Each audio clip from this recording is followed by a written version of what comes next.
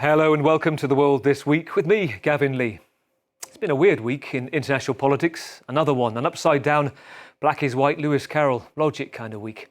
3 years after ending all official communications with Moscow, the US government suddenly back in Russia's orbit. The two nuclear powers sitting down in Saudi Arabia on Tuesday, finding a path to ending the Ukraine war. And more besides, the talks were no longer about how to deal with the aggressor in the conflict, but how to normalise relations and make Russia a potential partner for future energy deals.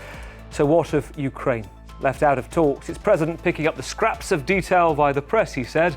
His biggest ally, the US, now a big problem. Volodymyr Zelensky suggesting President Trump was living in Putin's disinformation space. Trump's defense was attack, accusing Zelensky of being a dictator. Moscow holds the cards in the conflict, said Trump. Does Moscow have the president's ear? Dictator without elections. Zelensky better move fast or he's not going to have a country left. Got to move fast because that war is going in the wrong direction. In the meantime, we're successfully negotiating an end to the war with Russia. It's been a week where Europe was forced to rapidly rethink its own defences and consider how to remain a relevant voice in Ukraine after also being sidelined. Which could include the creation of a European... Emergency meetings scrambled in Paris. Britain's Prime Minister Keir Starmer called it a once-in-a-generation moment for national security and offered to send British peacekeeping troops to Ukraine in the future. Notably, no room, though, for Hungary or Slovakia. Their leaders on friendly terms with President Putin. The Slovak Prime Minister, Robert Fico, said Europe should stop crying with unnecessary nervousness, referencing the shock caused by the US Vice President's recent blunt critique of Europe, which had the head of the Munich Security Conference in tears on Monday. Let me conclude, and this becomes difficult.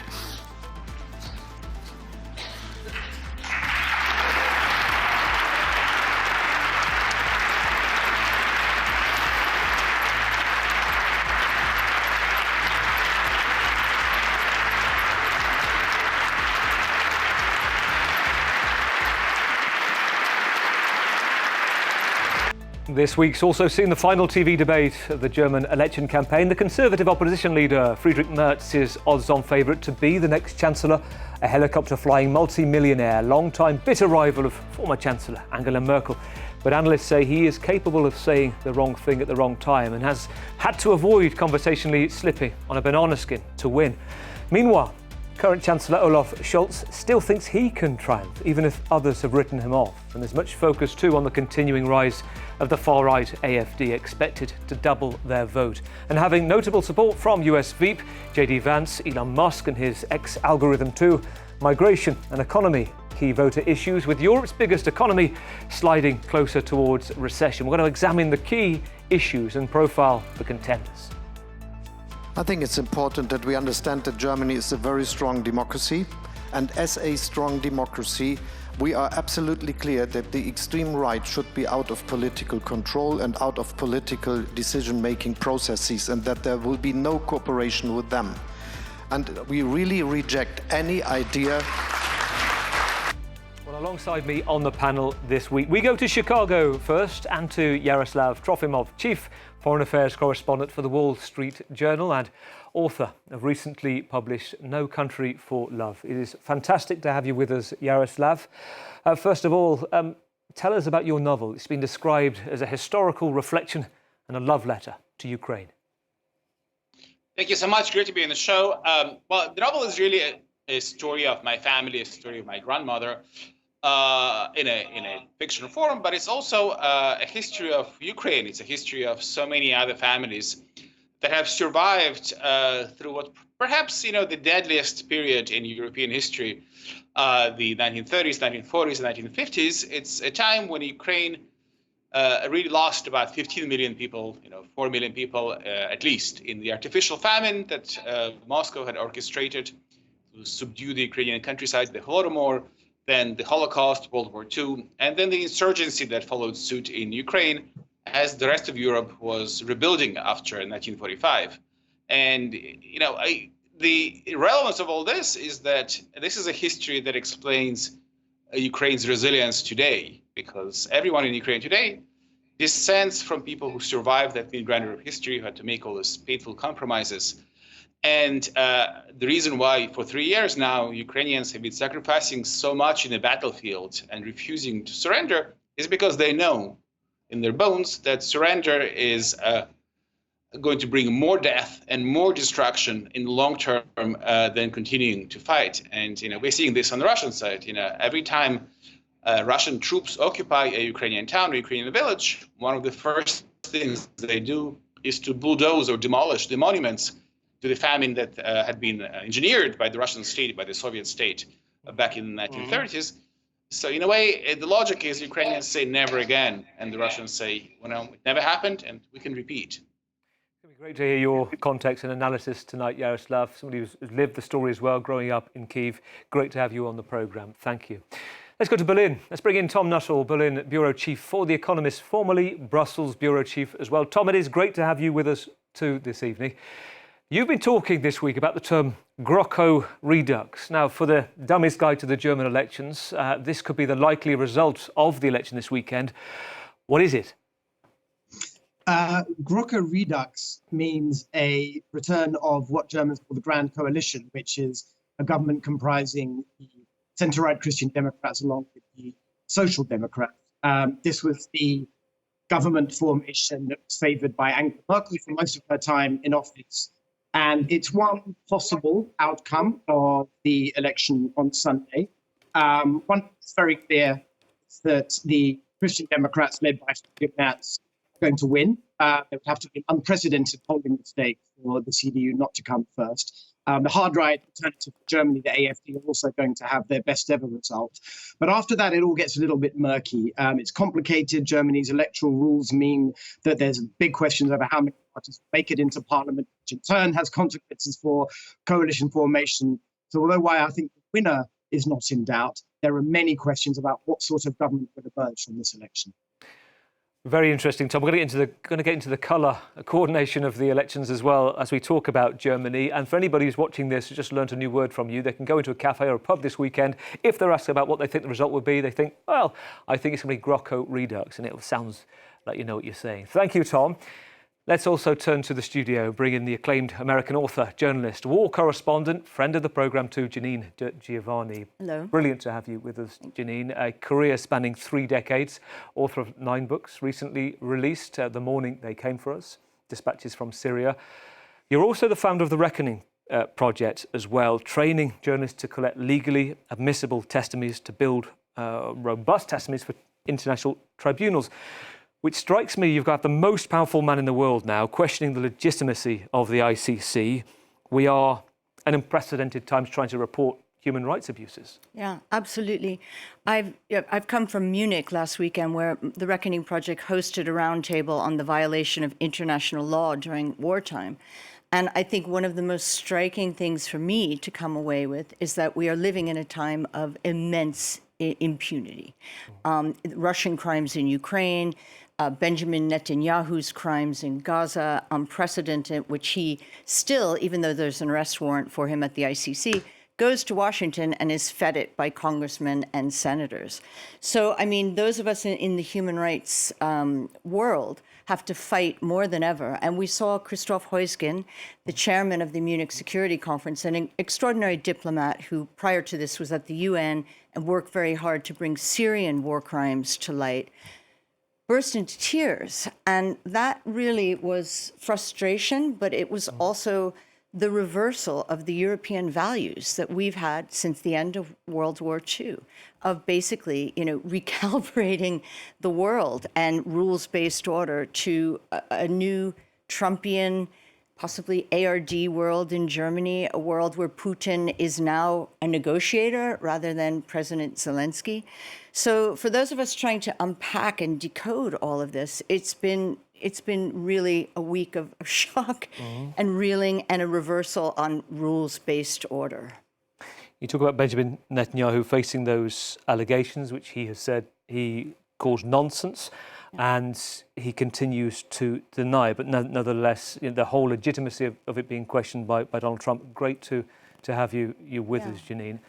I want to also talk about another colleague who is a friend of the programme, Mark Burley, a Associated Foreign Press, France Press, I should say. France Presse. Agence France Presse. I nearly called you AP rather than AFP. It wouldn't be the first time. Let me reel through your list. Formerly in Brussels, London, Australia, Bureau Chief in Central America, Deputy Bureau Chief in Tehran as well. Thank you for joining us. You left out Brazil. You always won. I want to get your perspective tonight. I also notice you're off X, so your journalistic social media habits have changed. Why? Where are you now? I don't think I'm the only one. I'm not off. I've kept my account. I think You're on pause. I don't contribute to it anymore. I used to be very active. I mean, I don't know if anybody remembers the TweetDeck days. That's where I was definitely there. All on your big screen, right? I just had everything. Like the Matrix. You just have one screen. We have 4 screens. So, it's like... but no, I don't contribute. I've taken a step back from social media. I must say it's probably better for sanity in some ways, but I think it also helps with journalism to keep dispassionate views, and a lot of, particularly on X, I'm finding a lot of it's emotionally driven, which doesn't really help the profession that much. There's less information there. I think even Janine, you've said, I've seen you tweeting that you're slowly going to another side. I think you're right, Mark. I mean, I find that emotional and the algorithms seem to target exactly the point of your neurotic break. And I just think it's a time waster. I mean, the time that you spent reading it, and a lot of it now, and with X not being vetted at all, you don't know what's propaganda, what's not. I spent enough time trying to weed through Russian propaganda or IDF propaganda, and I think X is I think people are going to blue sky, but I think we'll find similar problems there as well. I see a lot of journalists and academics there, but it's still not broad enough for me to get a cross-sectional view of topics. But we're not here to talk about social media. Those hazy days, the rose-tinted days of when we could all use sources from these different sites, they've changed. Well, let's start. 10 o'clock Monday morning, Saudi capital Riyadh. Under golden chandeliers, Russian and American officials sit across a table. A spectacle that until recently was unthinkable. On one side, US Secretary of State Marco Rubio, 2 key White House advisors to Donald Trump, and on the other, Russia's Foreign Minister Sergei Lavrov, a key Kremlin aide as well to Vladimir Putin. Groundwork lay at getting a path towards peace is what the Americans called it. Cameras briefly allowed in, recording this moment, and then the talks began, lasting 4.5 hours. Russia talked about the priority to normalise relations. By the end of it, Marco Rubio, the US Secretary of State, echoed the same sentiment. Beginning to engage in identifying the extraordinary opportunities that exist should this conflict come to a acceptable end, the credible opportunities that exist to partner with the Russians geopolitically on issues of common interest, and frankly economically on issues that hopefully will be good for the world and will also improve our relations in the long term between these 2 important countries. And this was the verdict of Russia's longtime Foreign Minister, Sergei Lavrov. The conversation was, I believe, very useful. We did not just listen, but we heard each other. And I have reason to believe that the American side has become more aware of our position. President Zelensky not invited to the talks and cuts a solemn figure as he instead went to another NATO state, Turkey, who offered warmer words and support for territorial integrity of his country. That was from President Erdogan. Meanwhile, at Mar-a-Lago, with rhetoric that could have been copied and pasted from the Kremlin, President Trump tells reporters Ukraine started the war. And so began a war of words. Volodymyr Zelensky suggesting his key ally is living in a Russian-made disinformation space. Trump doubles down, calling Zelensky a dictator, falsely stating his popularity is low as 4%, he said. He needs to call elections, and Russia holds the cards because of the territory it's already taken. The White House National Security Advisor, Mike Waltz, stepped in, tone it down, he told Kyiv.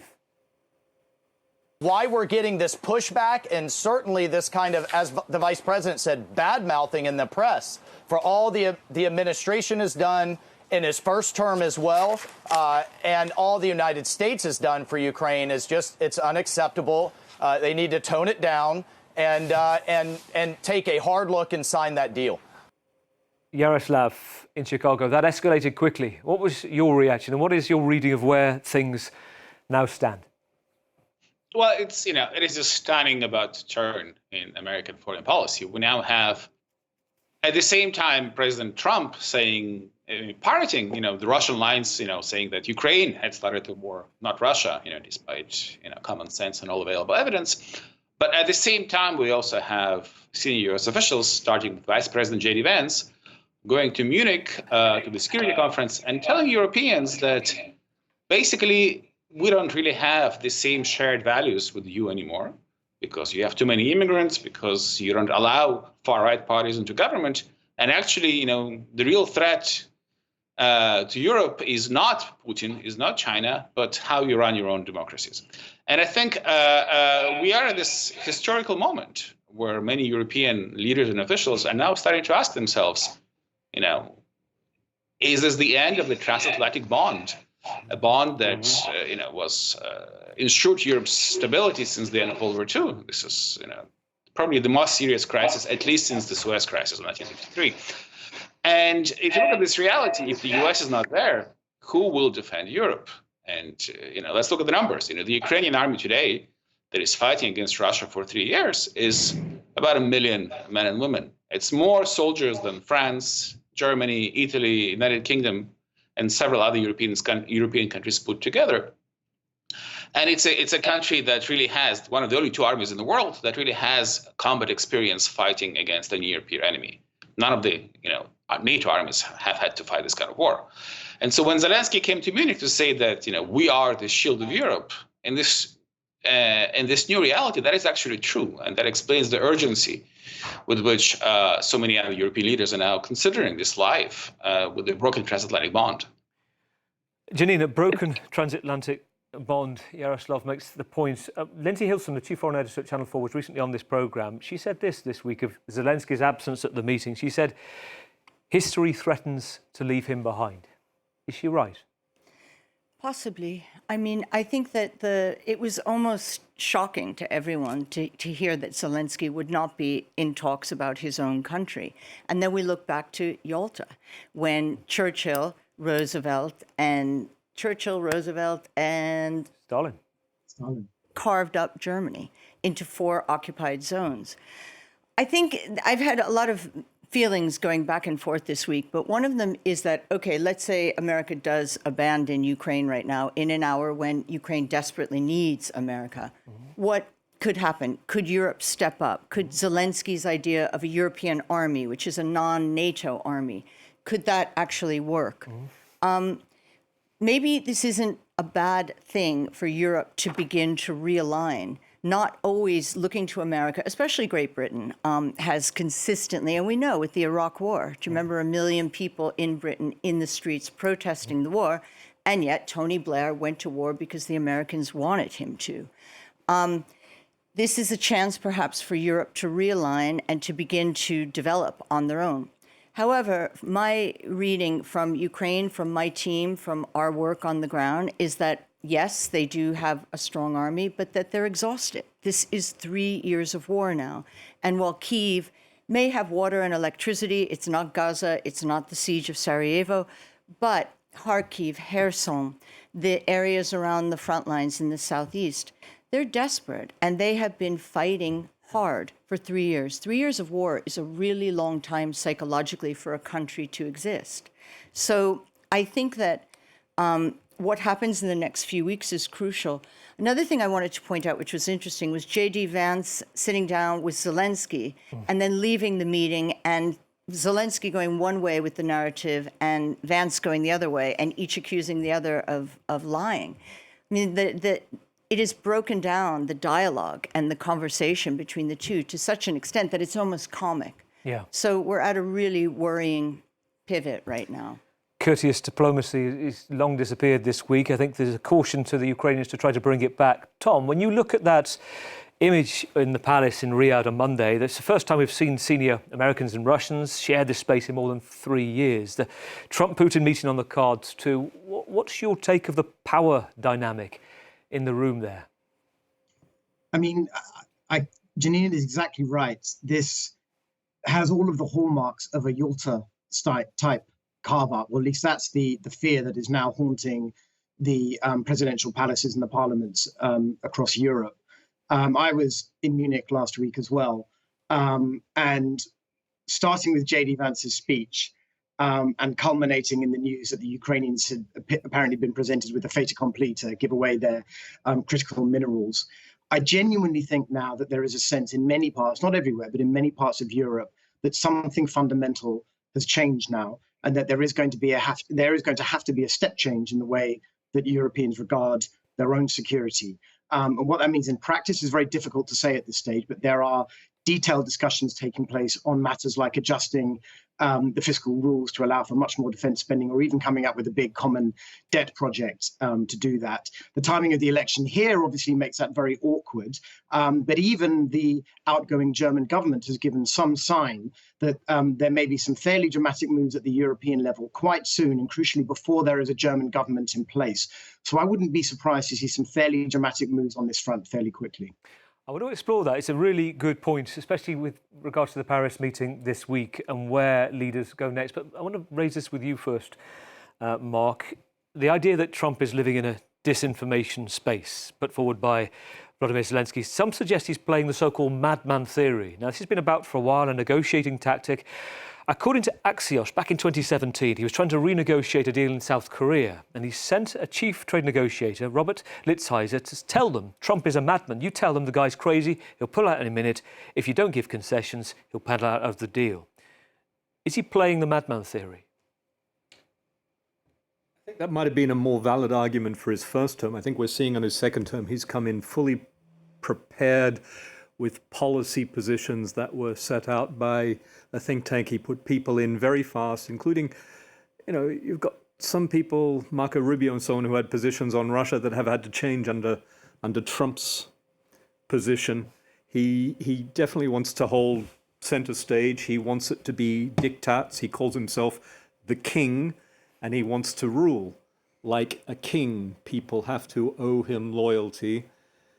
People have to follow his line, and après moi le déluge.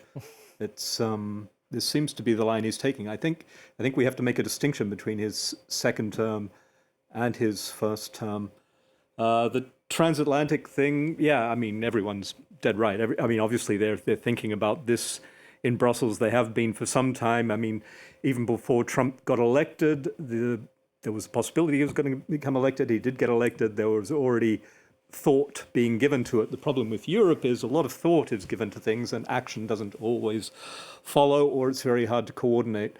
We're going to have to see some compromises in ideals and some compromises in territory, and obviously the European Union, 27 members, not fully aligned. We've got some Eastern members, Hungary, Romania, as you've mentioned, that are playing spoilers to what is generally wanted by particularly the Western members of the group.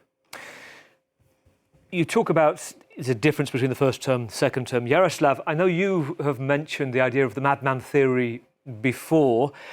Do you agree with Mark's point? I mean, because another suggestion of his to and fro with Volodymyr Zelensky is that he's pretty thin-skinned about this. He's picked up on a particular issue, disinformation space with Russia, that goes back to the first term and even before that, allegations that have dogged him for a while, and he let rip. Or is he in Putin? Is Putin got his ear? Yeah, there is both. I mean, obviously, madman theory is in play here, but if you talk to diplomats dealing with the U.S., they get puzzled because they'll ask, where is the madness and where is the madman theory? And how do we separate the two? And there's probably elements of both in this approach. It's clear that if you look at how President Trump talks about the world, it's very similar to what Putin says. They both share this vision of empires with spheres of influence. And the language that President Trump has used about Canada, saying, well, become a 51st state, about Greenland, we need to annex you because of your natural resources, is very similar to the language, frankly, that President Putin has used against Ukraine. And so there is this shared vision to an extent there. Now, Yalta was mentioned in this conversation before, but let's not forget, Yalta was about dividing Europe, dividing Germany, after the Soviet armies had marched all the way to Berlin. But President Putin is not winning in Ukraine. Yes, Ukraine is suffering. Yes, it's tough. But several 100,000 Russian soldiers were killed or maimed in the last year and a half of the Russian offensives, and Russia went from 19% of Ukraine to just short of 20%, gaining a couple of relatively small towns in Donbass. So, in a way, what is happening now, appears to be happening now, is President Trump is giving Putin on a silver platter everything he failed to win in battle until now. Janine, you wanted to come in. I've been desperately looking for silver linings all week, trying to see each policy decision, each executive order, and try to make some kind of sense of it. One thing that really did interest me is Alexander Stubbs, the Finnish president. And I think it's really important now in Europe that we begin to pay attention to the small countries, because often they have the best wisdom. And he said, perhaps instead of seeing this as a Yalta moment, we should see it as a Helsinki moment. And he was referring to the Helsinki Accords of 1975, which basically set the stage for order, for rules-based order, rather than spheres of interest, which was, of course, Yalta. So I think that, again, going back to my earlier point, that maybe Europe can in some way glean something from what is happening in Washington right now and the transatlantic divide that is so gaping. And, maybe it is a time when we can, as Europeans and Britain, because now Britain is part of the European package, go back to the rules-based order and international law. Because if we let that be our parameter, then we're going to have a world where we can operate. Without it, we have Donald Trump, Benjamin Netanyahu, we have dictators. So I think it was an interesting thing that he said. Yeah, joining up allies to be a bigger voice at the table rather than the strong men speaking and shouting across at the big table. You tee up very nicely, I think, just to go through a sequence of events as to the choices facing Europe right now. Because it was Paris on Monday, European leaders baffled, perhaps blindsided by the extent of blossoming relations between Presidents Trump and Putin, excluded from the Saudi talks planned for the following day, scrambled together, reassessing their own security. Support for Ukraine too, and diplomacy with the US. It was the Elysee Palace to President Macron's emergency summit. Only the French weren't calling it a summit, a meeting, they said. Mixed messages around it. 7 countries invited. We were told those with the biggest defence capabilities. It didn't go down well in the bloc. Many EU leaders left out, isolated, sending diplomatic cables trying to be part of it. Here's the official footage of the gathering ahead of the meeting.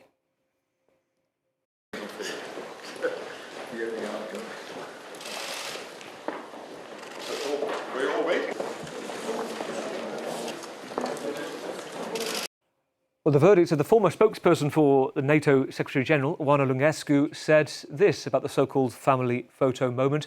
They all looked awkward, some stern, serious, others actually smiling, others hiding behind the others. It doesn't convey a sense of unity. 2 days later, a second summit or meeting or discussion, webinar, what you want to call it. Those the invited also extended to Canada, but as we mentioned before, not to Hungary or Slovakia, whose leaders are closer to Putin than their European counterparts.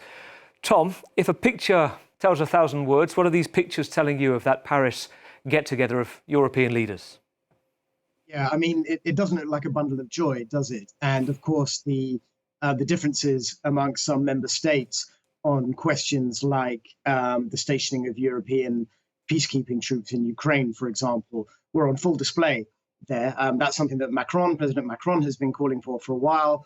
By contrast, not only with Chancellor Olaf Scholz, but pretty much every party in the German mainstream is extremely skeptical about that prospect, especially if it doesn't involve some kind of meaningful support from the Americans, which might be quite hard to come by these days.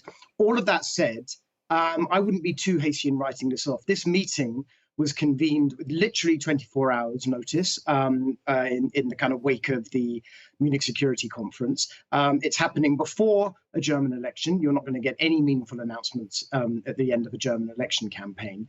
And, I think that European leaders now, as I said before, are really having their eyes open to the new order that confronts them with this fresh American administration. That's going to take time to translate into kind of meaningful policy change and announcement. You'll probably see a lot more of these meetings. I think there may be an emergency European Council scheduled for March at some point. Of course, we've got Macron and Starmer both going on separate trips to see Trump the next week. So I think watch this space rather than be too downhearted by the divisions that you saw in Paris on Monday. Well, you will know, and you and I both from time in Brussels, that these things come up and disappear. They have over decades the idea of a European army, the idea of a security. As I understand it, this is something separate to NATO, that there would be something that could be concurrent, that, as you talked about, President Macron and also Keir Starmer talked about, and also that they might go to Donald Trump next week, is reported in the UK press, with an idea of sending 30,000 troops at some stage, not as peacekeepers, but a reassurance force is a term they're using. Tom, you've seen these terms mentioned time and time again, but effectively you're saying that ultimately it comes down to Trump as the catalyst to seeing change. No one knows what the American policy is. We've got several people who are working on this, from the National Security Advisor to the Secretary of State to kind of specific envoys, some of whom appear to have a mandate from Trump, some of whom don't, all of whom are contradicting one another. So all we really have to go on are short readouts from meetings, vibes that come from social media posts from the president or from the vice president, and no real policy to speak of at all. I thought one of the most interesting things about the speech that President Zelensky gave in Munich is that he appears to have become so frustrated with the inability of Europeans to respond to the fresh set of circumstances that they find themselves in, that he was, as it were, intervening in European debates. He called for a European army. This is not something that's going to happen anytime soon, probably ever. But there was a sense of urgency in the tone that he addressed his European audience with that I think tells you something about the way in which the Ukrainians understand that the world has now fundamentally changed. He understands that, for obvious reasons, with a degree of urgency that hasn't yet settled in across Europe. And I think he was trying to encourage that. I think the question of peacekeeping troops, it's certainly premature. It might even be a little bit of a distraction. We have to see what the American position is going to be. But I think, certainly from a German perspective, and maybe some other European countries, this is going to be more about supplying Ukraine with fresh arms, training its troops, providing a lot more money, perhaps changing its own internal rules to allow that to happen. There will be more discussions on Ukraine's path towards EU membership.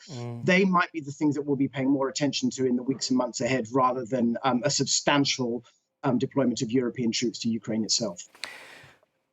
Very interesting, Tom. Just to bring you in, Mark, because you spent a number of years, 5 years, I think, in Brussels as well. A case in point right now, Europe at odds with the US. We've seen the latest round of sanctions against Russia from the EU, also having these sort of blossoming relations over in the Atlantic with Washington. Well, of course, Europe's toolbox is very different to America's. Yes, it's sanctions, it's financial, it's the American funds that are held in SWIFT that the Americans used to want to be grabbed, seized, which would weaken the euro and which probably would play into the wishes of some on the right in America. What I find interesting about the meetings that went on headed by Macron is I think there's a lot of niceties that are being stripped away. It's a galvanizing moment. There isn't time to do the usual diplomatic, political window dressing, if you like, or the niceties are there. They have to think one or two steps down the path. Now, if the security guarantees that people have relied on for decades from America are no longer there, what do we have? What needs to be brought together? That's the sort of table that I would be seeing as an initial step for discussion. I don't think that there's anything concrete or anything there, but I can see that as the beginning of a tunnel of a process that hopefully, or many in Brussels, particularly NATO chief there, won't be necessary.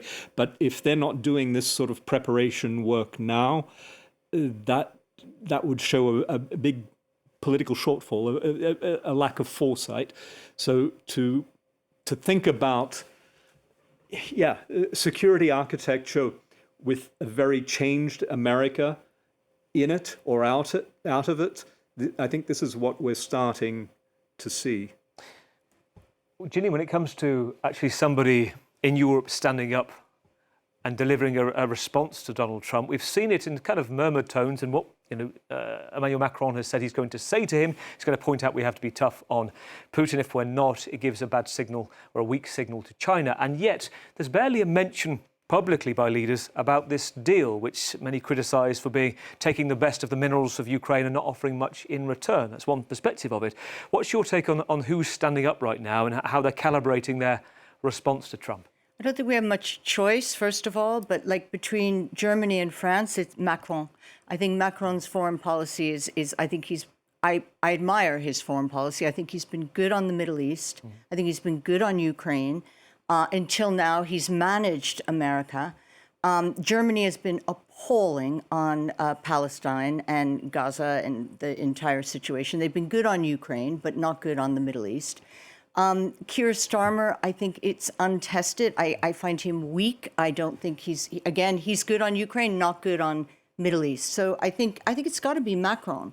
But I want to get back to Tom's point about peacekeeping troops, because I think this is really... Or reassurance troops, possibly. Reassurance troops. But I just want to go back to 35 years ago to the Bosnian War, right? Which I feel I'm getting a lot of deja vu with what's happening now, because if you remember, it was always the Europeans saying it's an American problem.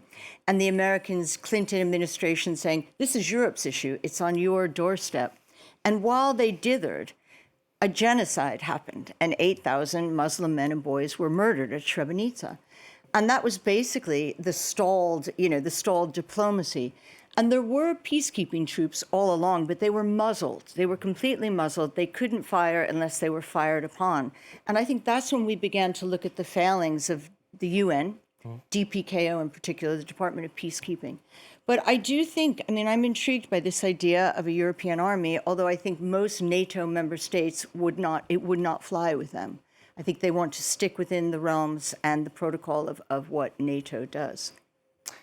That is very interesting. That takes us to one particular, you mentioned the Germans, it takes us to one particular European country where, well, the TV election debates have been taking place ahead of this weekend's vote. Unprecedented too. The public broadcasters adapting to increasing political fragmentation, continuing rise of the AfD, held 2 four-way debates on Sunday and Monday, and then an 8-way debate on Thursday.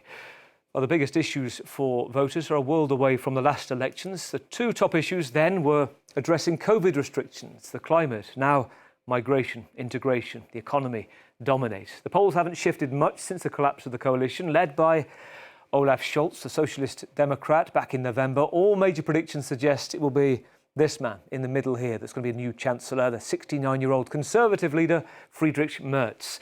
Not as majority winner, but through coalition building. And he appears to know that too. Here he is a few weeks ago, speaking at Davos, the World Economic Forum. We are leading the opinion polls, far ahead of all the others, and we are convinced that we will win, and that we will then form a new government in Germany. And this is extremely necessary for our country to have a new government and new economic policy and so on. So you are seeing me very, very happy and very, very optimistic. Tom, you recently sat down with Friedrich Merz for an hour. Tell us about that and how he came across. Yeah, we met him a couple of weeks ago, and at the time, it was an extremely fraught, the most fraught moment of the campaign, because he had just taken a huge gamble by pushing a couple of anti-irregular immigration motions through the Bundestag with the support of the far-right AfD. And for many people in Germany, this was a violation of the taboo that has stood since the foundation of the Federal Republic after the Second World War. Hundreds of thousands of people took to the streets in protest. The parties on the left accused Friedrich Merz of giving a platform to the far right. He, of course, denied that. So this was the kind of the backdrop to our interview with him. He was confident, just as he was in the clip you just showed from Davos. He has a very sort of stark line. It's fairly sort of pessimistic in a way. He likes to say that if the next government doesn't get a handle on 2 particular problems, fixing irregular migration and improving the economy, which has been in recession for 2 years, then the AfD might win the next election in 2029. So that's where we are now. It feels very, very different from 2021. As you mentioned, I covered that election. That was the election that saw the end of Angela Merkel. And there was a feeling at that time of optimism. Let's bring together a new government that can deal with all of the things that Merkel neglected on digitalization, on improving the citizenship law, all sorts of things. That didn't work out at all. And now, in every regard, really, all of the pillars of stability in Germany that secured its prosperity and its security since the end of the Second World War, and particularly since 1989, are crumbling. And that's why the mood this time has been far, far bleaker. So it's crumbling. He also, Tom, talks about, I think he spoke to you and talked about how the business model of Germany is broken. I think his view of Germany's place in the world, he's spoken about ramping up strategic capacity from being a, quote, sleeping middle power to a leading middle power, hasn't he? Yeah, I think a crucial thing for a Chancellor, Friedrich Merz, will be to restore Germany's place at the heart of European decision-making. Germany has been pretty absent in Brussels under Olaf Scholz after the long period under Angela Merkel. And ask Merz about almost any policy, and you will find that it goes through Europe, and in particular through two countries, France, where you're sitting, and Poland. He wants to restore the strength of these bilateral relationships, and he wants to restore a German voice at the heart of Europe. And one thing that's very interesting is that for most of the campaign, with the very big exception of this migration gambit that I mentioned, Merz has been pretty cautious. He talks a good game on the economy, but his remedies aren't particularly exciting. It's sort of deregulation and tax cuts. Similarly, on foreign policy and security, extremely cautious about coming up with any proposals that would represent a radical shift from Germany's position under Olaf Scholz. That has, in literally the last couple of days, I think he's confident now of victory. That started to change. He spoke this morning of Europe needing to understand that the NATO Article 5 guarantee may be slipping away under the Trump administration. Wow. Europe needs to think about nuclear sharing, maybe even extending France's nuclear umbrella to Germany and the rest of Europe. These are very radical ideas to be introducing at the very end of an election campaign. And that's why I'm going to be watching him very closely after he presumably wins his victory on Sunday, to see if this is a conversation that he wants to lead now in Germany, even before he forms a government, which of course will take probably a couple of months or more. Wow. So it could be that the Grand Coalition redux is a possibility with the Social Democrats back in. Jaroslav, it's very interesting listening to Tom, because a couple of things that he raised. First of all, I should say Olaf Scholz is saying that he shouldn't be written off. He says it's about the ordinary people. Tom, I hope my German's right. He says, die ganz normalen Leute. He used that in a speech 17 times recently. But Jaroslav in Chicago, Germany's timings is hardly ideal for its election, is it? With US in full operation, days of thunder mode, is Germany's diplomatic weakness being noticed in the White House? Oh, yes, for sure. And, this is no accident that this dramatic reversal in American foreign policy is happening when Europe is, in this strange situation where France has a minority government. Emmanuel Macron is trying to lead the charge diplomatically, but, his party does not have a majority in parliament. And the government is very fragile. It fell once. And Germany is going to be paralyzed by this coalition politics for the next several months. So President Trump is seizing the initiative. Very briefly, we've got, on your point, Jaroslav, I want to bring in both Janine and Mark. Just on a legacy point, let's see what happens to Olaf Scholz. I heard one quote of him by a senior fellow at RUSI say, Olaf Scholz managed over 4 years a singular feat of getting on with nobody in Europe and beyond, showing a limp face of Germany and around the world. Ouch. Is he right? Yes, absolutely. I mean, look at Germany's economy, look at their place in the world, their place in foreign policy and diplomacy, their COVID restrictions, their relationship with Russia. I mean, we could go on. It is a painful thing that will be his legacy, but unfortunately, he didn't make his mark in his term. Mark. Very hard to follow Angela Merkel as a show. I mean, despite her failings, she was a very strong figure. He seemed to play it. The criticism was, a lot of people said that he seemed to play it like he remained the mayor of Hamburg. The hamburger to the end. Well, let's see what happens. Thank you, all of you. In a week that there's been division, constant theme here, a moment of connection to end on with a nod to German electronica. Thank you first, Tom Nuttall in Berlin from The Economist, Yaroslav Trofimov from The Wall Street Journal, Jenny De Giovanni, seasoned war correspondent, author, head of the Reckoning Project, and Mark Burley at AFP as well. So this, to end on, is a nod to German electronica, something of a Kraftwerk gig about it. EU Commission Chief Ursula von der Leyen taking centre stage earlier this month, alongside Baltic leaders in style of a Eurovision supergroup. They performed the official rerouting of the Baltic power supply from Russia to the EU system. Here is their moment of connection. Please activate the connection.